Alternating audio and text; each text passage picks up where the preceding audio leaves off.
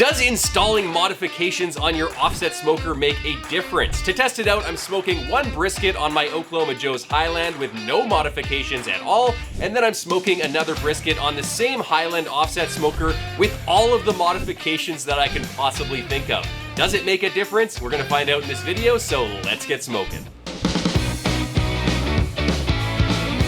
Welcome to the Smoke Lab, guys, the show where I do crazy barbecue experiments you would never do at home so you can learn from my trial and error. As always, if you have any ideas for future experiments on this show, then drop them in the comments section below. Now, modifications. Do they work? I've been using modifications on my Oklahoma Joe's products for a really long time. I've extended the stack, I've completely removed the stack from my Highland Offset Smoker. I've used fire baskets, I've used fire bricks, I've used V-grate setups in my firebox to see if I could get better fire management, and a whole bunch of other modifications. But in this video, I want to take my Highland Offset Smoker back down to stock with no modifications whatsoever, smoke a brisket in it, and then install all the modifications that I think have the best chance of actually making a difference, and then I'll smoke a brisket on the highly modified version of the offset smoker, and we'll see if there's any sort of difference in terms of fire management, the time it takes to cook, the smokiness, and the tenderness and the quality of the actual end product,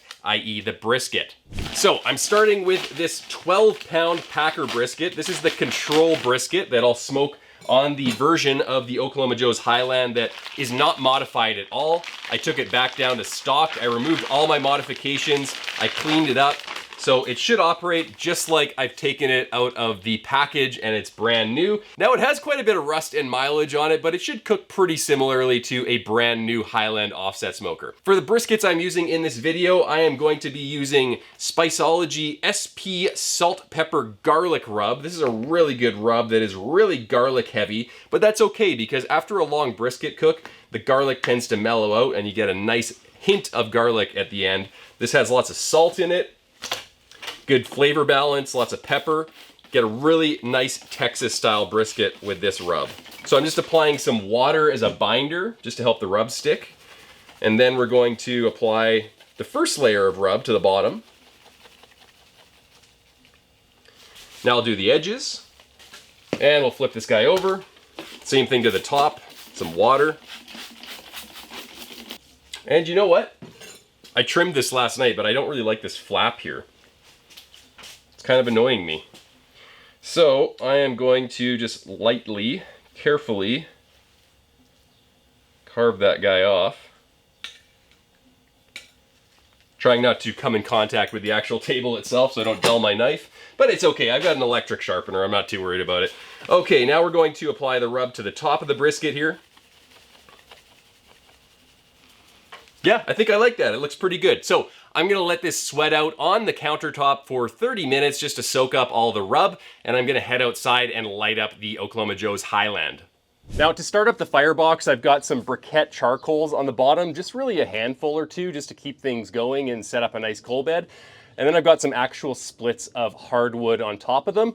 I'm gonna light them with my Oklahoma Joe's charcoal starter, and once this is lit up, I'll let it die down a little bit till we get to our target temperature of around 250 degrees, and then I'll put the brisket on.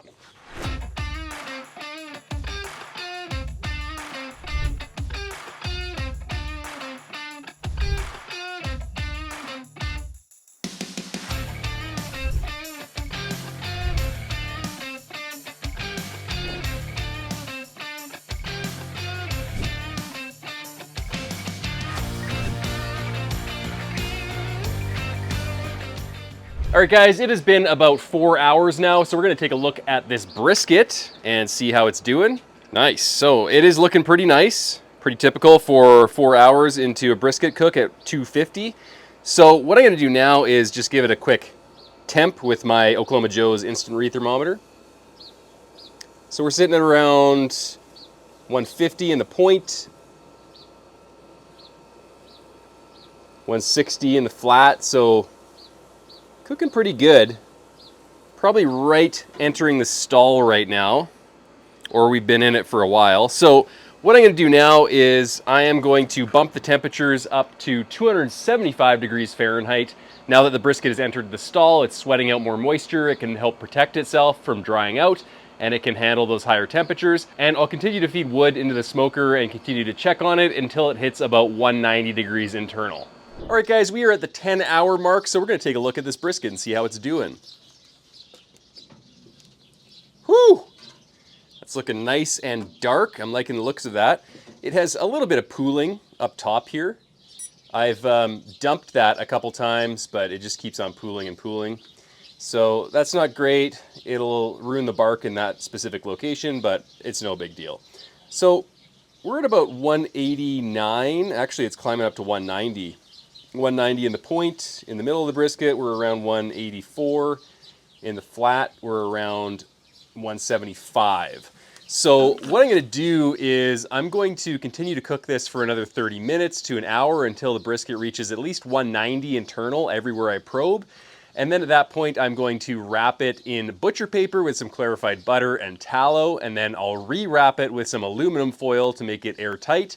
And then I'll put it in my holding chest at 150 for the next 18 hours. And tomorrow it'll be done. I'll refrigerate it while I'm cooking the modification brisket, and then the next day I will taste test both of them. All right guys, this brisket has been resting for 18 hours at 150 degrees Fahrenheit, so we're gonna open it up and see what it looks like.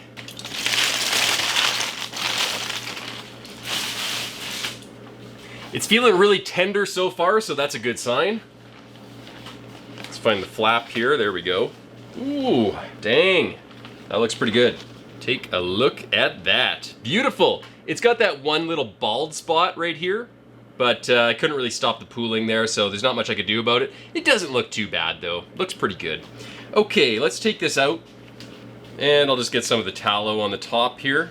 It's looking like a pretty good brisket. The burnt ends here are pretty nicely cooked. There is a bit of crispiness right here on the point. That's pretty tough. That might even be inedible there. That's kind of beef jerky-like, so maybe 5% of the point is inedible because we got a lot of radiant heat from the firebox.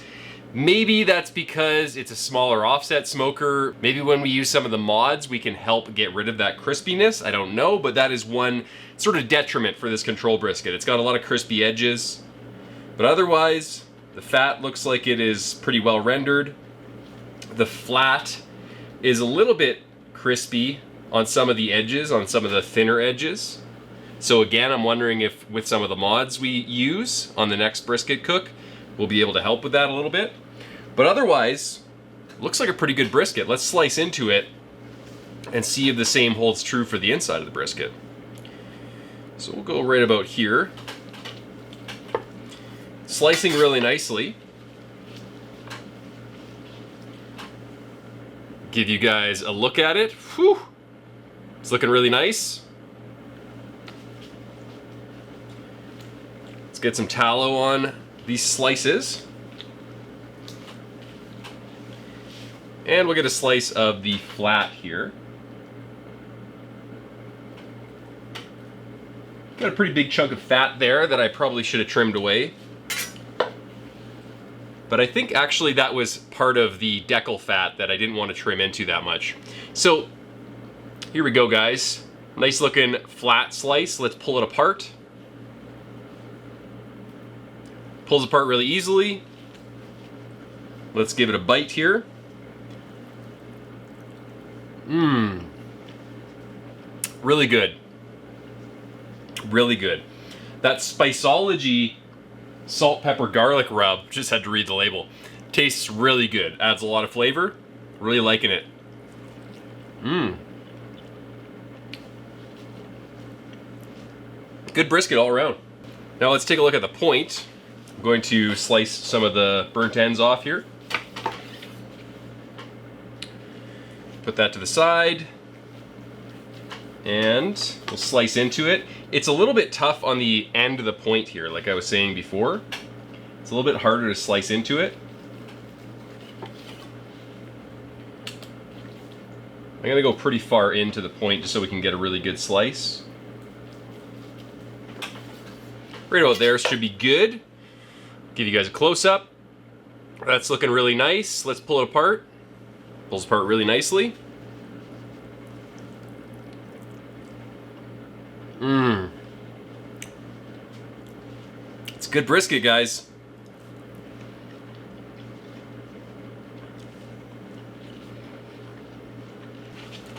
I do have some things to say about this brisket. I'm gonna pour myself a little dram of some Highland Park 12 Viking Honor while I talk, because nothing goes better with brisket than a little dram of scotch.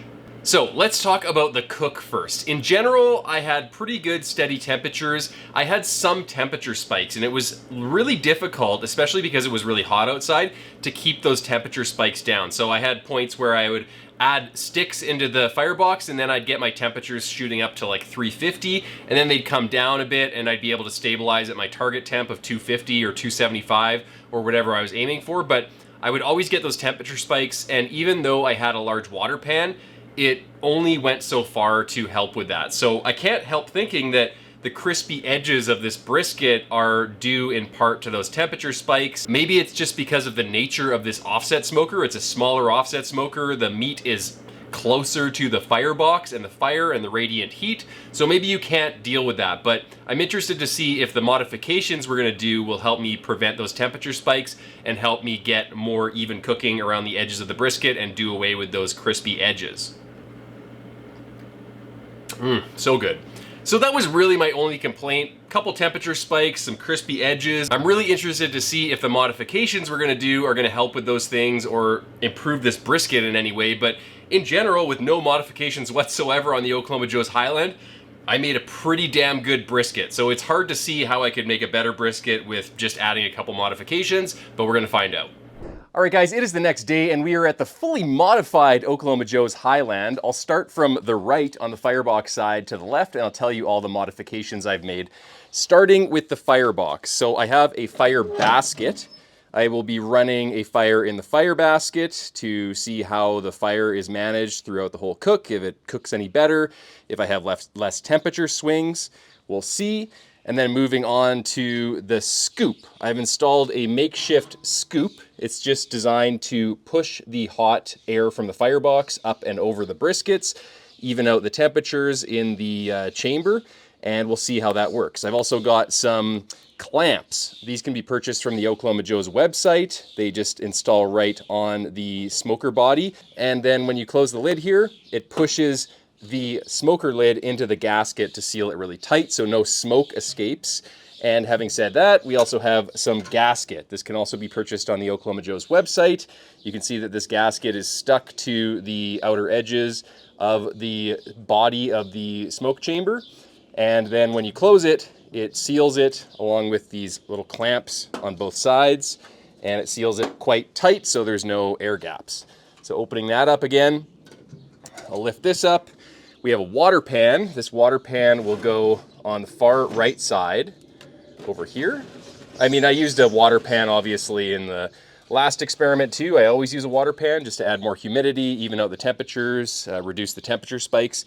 We got that water pan right there. So the scoop will direct the hot air up and over the water pan. We'll get some humidity from there, and we'll get some more even temperatures, hopefully. Now, I've also lowered the stack to grate level, and the way I did that is I just cut out this entire piece of metal here. So I cut out a large rectangle, I flipped it around, and I cut several bolt holes in it and put wing nuts in them so I could switch this around. So I could put it in the normal position, which is up here, by flipping it around, or I could do what I have right now in this configuration and have it at grate level to see how it operates. So theoretically, what should happen is we have the hot gases from the firebox coming up through the scoop over the water pan, creating humidity, reducing the temperature spikes, up and over the brisket, and then back down again and out the stack at stack level, and then up the stack. I have installed a stack extension. This can be purchased on Amazon, and what it does is it creates a better stack effect, and it forces more air, or sucks more air through the firebox so we get better airflow. So those are all the mods that I'll be using for this experiment. What I'm gonna do now is light this firebox, and then I'll get the brisket on, and I'll start smoking at 250 degrees Fahrenheit for the first 4 hours. All right, guys, it is the 5-hour mark, so let's take a look at this brisket. By the way, I've set it up with my Oklahoma Joe's remote probe thermometer. Open that up. So I've constructed kind of a little cage over top of the brisket so that I can take the temperature at the top of the brisket here at the point, and at the other end of the brisket here on the flat. And what I'm finding is that the temperature on this side is a little bit higher, maybe by like 10, 20 degrees than this side. No surprises there. But what I'm also finding is that because we have this scoop installed that is forcing all the air up and down, we're getting a lot higher temperatures over top of the brisket. And I suspect that the temperatures in the point on top are going to reflect that. So we're getting, let's say, 160 in the point. In the flat on top, we're getting 160. The very top here, 160. But if we probe right into the bottom of the flat, where all the cold air is underneath, there's not as much hot air. We're only getting 141 in the flat on the bottom. So we're definitely getting more heat up top and cooking from the top down, which is exactly what this scoop is supposed to do. If you guys want more information on what this scoop does and why it's a good idea to install one, or why maybe it might not be right for your situation, then check out Mad Scientist's YouTube channel. He has a video on this scoop and different configurations and baffle setups. So interesting if you want more info on it. But so far, I'm liking how the scoop is performing on this modified Oklahoma Joe's, because it's cooking the brisket from the top down. It's creating more convection, more heat that is getting to the top of the brisket and rendering the fat cap. So it's going to be interesting to see whether the bottom of the flat is evenly cooked as the top of the brisket, and maybe there's going to be some uneven cooking, and I might switch back to another method of having the baffle installed, or not having it installed, or having it forced down, having it not existent, or having it forced up. TBD on that, we'll see in this experiment. But so far, everything is looking pretty good. I'm also noticing that it's a lot darker than the control brisket. I'll put the control brisket up on the screen at a comparable time around the 4 or 5 hour mark. I think this brisket is getting more smoke, more bark formation, again, because of that top-down convective heat that is being forced over the brisket. The convection currents are also going faster because we have this stack extension, which is enhancing the stack effect and pulling more air through the offset smoker. So I'm interested to see how this cook is going to progress, if the temperatures on the brisket even out during the cook. But so far, it's pretty good in terms of fire management with all of the modifications that I've done. It's been pretty much the same fire management as the unmodified version of the Highland. The only thing is I'm noticing the temperatures are much higher because all of that smoke is being forced up and over. All of the heat is being forced up and over the brisket. We're getting really high temperatures, and it's really hard to get a steady temperature of 250 degrees unless I really have a small fire and just have a bed of charcoals and a couple chunks of wood. Whereas on the unmodified version of the Oklahoma Joe's, I found that the temperatures were a little bit lower in the cook chamber because the heat wasn't being forced up. It was a bit more even in terms of the heat on top and the heat on the bottom of the cooker. So we'll see how it goes. I'll check back in a couple more hours and we'll check this brisket and see how it's looking. All right, guys, I fast forwarded to the 11-hour mark. So we're going to take a look at this brisket. I've been monitoring the temperatures the entire time. At around the 4 or 5 hour mark, I bumped the temperatures up to around 275 to 300. So we're sitting at about 316 on the right side and 286 on the left side right now. So let's open this guy up and see what we have.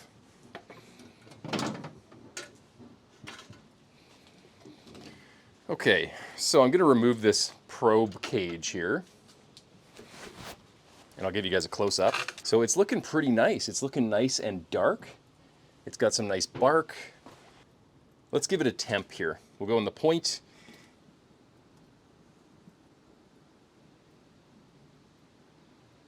This thing is just rolling in, probably around 190. Just takes a while to get up to the right temp. This one is around 175. 175 in the flat. Right in the top, we're around 190.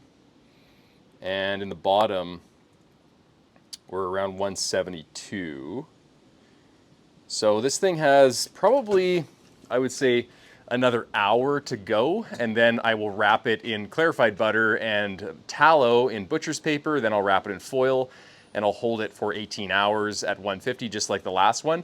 The one thing that I'm finding that I don't really like about this setup, and I think it's because of the scoop that we used to direct all of the airflow upwards, because the scoop was directing too much airflow up. So I actually took the scoop out, and I just let the firebox naturally convect over the brisket, and I found that that helped the flat catch up to the point, because with that scoop, what I was getting was super hot air over top and like no hot air underneath it. and that was cooking the point way too fast. It got up to 190 about an hour ago, and the flat was still stalling at 155 until I removed the scoop. So there's no real magic bullet with scoops or baffle plates that direct the flow of air under or over, or if you don't have one at all. I think it's all just about knowing your cooker and knowing where the airflow is and rotating your brisket and spritzing it and just really making sure the brisket cooks evenly. If you want to try using the scoop, I would probably use it for the first couple hours of the cook and then remove it, maybe put it back in during the last couple hours to really render the fat cap. But having it running the whole time was just a little bit too much. The other thing that might work with this scoop setup is you could foil boat the brisket. You could go over to Chud's Barbecue, Leroy and Lewis YouTube channel. They have a method called the foil boat method where you put this brisket in a foil boat and the juices kind of collect and you get the top down heat, but the water and the juices are sort of retaining a lot of heat and cooking the bottom of the flat and reflecting the heat upwards. So the brisket kind of cooks more evenly, even though you're getting a lot of top down heat. So there's lots of ways to do it. Okay, I'm gonna close this guy up and stop talking, and then an hour from now, I'll wrap it and I'll fast forward you guys to the taste test for this experiment. All right, guys, it is the next day. You made it to the end. Congratulations. This has been a long video, but I hope we're gonna have some informative conclusions here by looking at this brisket. Let's unwrap this brisket and see how it's looking. It feels really tender, so I can tell that it's probably cooked. But what I'm really interested to see is whether the point or the top of the brisket got finished way faster or is overcooked and the bottom is undercooked. So we'll be able to tell that pretty quickly. Let's dump some of this tallow out. So let's take a look at this brisket. It looks really nice. It's nice and dark. It got really well rendered up top, and I noticed that throughout the cook, because we had so much convective heat from that scoop coming down onto the brisket, I didn't get any pooling of moisture that ruined any bark on top, so I got a really consistent layer of bark, which is really nice. So let's cut into this brisket now, right about here. It's cutting really nicely, guys. I'm excited about this one. I'll give you guys the double-decker shot before I put any tallow on it so you can see how juicy this choice brisket is. Super juicy, super well cooked. Loving the look of that so far. Let's put some tallow on there to prevent it from oxidizing. And then we'll slice into some of the burnt ends here. Let's start over here actually and give that a slice. I'm gonna chunk these up into burnt ends and just put those to the side. And now check that out, guys. Looks absolutely amazing. Loving this brisket so far. Let's cut into it.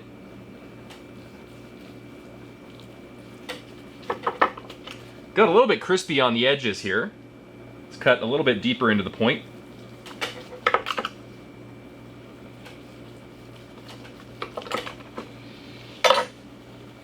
Smells super smoky, guys. Super, super smoky. I'll give you guys a look.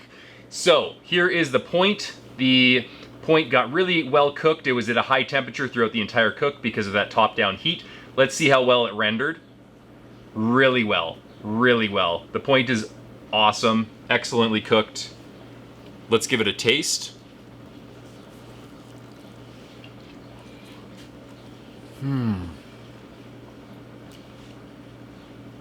That's the taste I love. It's got perfect seasoning, it's got a lot of salt, it's got that salt, pepper, garlic rub that we used.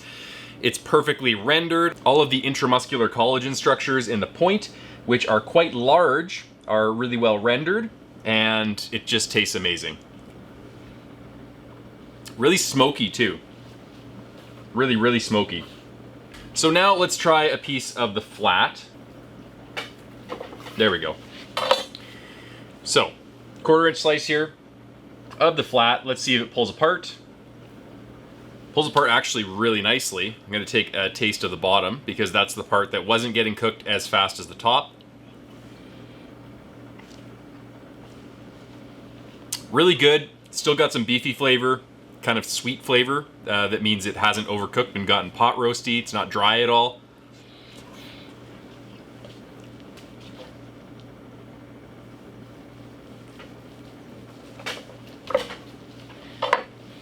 I'm going to enjoy one more piece of the point here because I deserve it.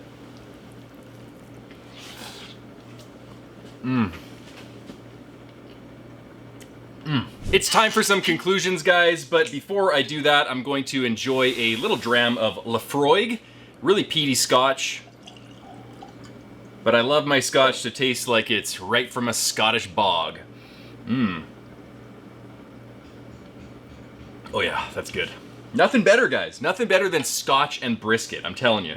So let's break down each one of the mods one by one, and then I'll do an overall conclusion, starting with the fire basket. I don't know if you can really consider the fire basket as a mod, because all you have to do is buy it and plug it in, and there's no installation necessary, but it does really help, guys. It really helps with fire management. I used to use a V-grate setup or a raised grate, and I find the fire basket really helps concentrate all the coals and manage the fire a lot more easily. Whenever you put a split of fresh wood into the fire basket, there's already fresh coals being concentrated in there, and it just lights up that split instantly, and it makes fire management a breeze. So one of my favorite mods, the fire basket, I think it's kind of a must-have for either the Highland or the Oklahoma Joe's Longhorn, or really any small offset smoker. Now, moving on to the scoop. That's where we kind of customize a piece of metal to put it up against the firebox so it directs airflow up and over our meat and then down to the stack.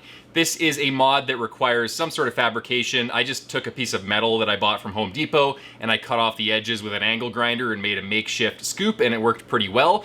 The pros are that it creates a lot of top-down heat. The top of the chamber was pretty much 400 degrees overall, and the bottom of the chamber at grate level where the brisket was around 250. So huge temperature variation between the very top and the bottom. But that's kind of what you get with this scoop, because it's directing all that hot air up and it's kind of radiating down, and all that convective heat is going down onto the top of the brisket. Really good for rendering the fat cap and getting top-down heat, really consistent temperatures across the cook chamber. The downside is that the temperature of the brisket top and point got really high, up to 190, while the bottom of the flat was still trying to get past the stall of around 160. So I actually had to remove the scoop halfway through the cook process to help the brisket cook more evenly. I don't think I would have wanted to cook the entire time with that scoop, because it would have cooked the brisket too unevenly. I would have got a really tough flat and an overcooked point. You could fix that potentially by doing what I did and just removing the scoop halfway through the cook, or using the scoop at the end of the cook just to help render that fat cap for the last couple hours. Or you could try using the foil boat method, which could concentrate all of the juices and help the flat cook more evenly with the top. I haven't tried that yet, but I think that is what it's pretty much designed to do on an offset smoker. Moving the stack to grate level. Yes, I think this mod matters. I think it helps out a lot. I think in almost every situation I'd probably use it. In my situation, I actually cut into the body of the smoke chamber in a rectangle, and then I flipped it around and I put some bolt holes in so I could kind of switch it up and experiment with both ways. But what you could do is you could just buy a dryer elbow vent and plug it in basically into the stack and have it come down at a 90-degree angle to stack level. So it's easy to do as a DIY project. It doesn't require any welding or cutting or anything like that.